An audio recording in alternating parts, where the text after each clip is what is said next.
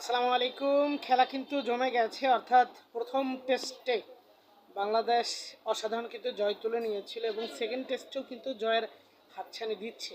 তবে সেটার জন্য কিন্তু প্রয়োজন বাংলাদেশকে বড় একটা টার্গেট দেওয়া পাকিস্তানকে।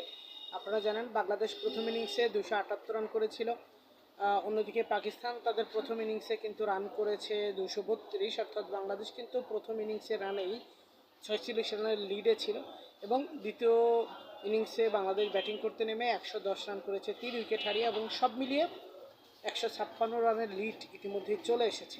এখন সবচেয়ে বড় কাজ হবে কালকে অন্তত অন্তত 2টা সেশন ব্যাটিং করা বাংলাদেশের, অর্থাৎ প্রথম এবং দ্বিতীয় সেশন যদি পুরো ব্যাটিং করতে পারে বাংলাদেশ, তাহলে পাকিস্তানের সামনে কিন্তু 350 রানের মতো একটা টার্গেট দাঁড়াবে এবং টার্গেট আরও বড় হলে সেটা বাংলাদেশের জন্যই ভালো।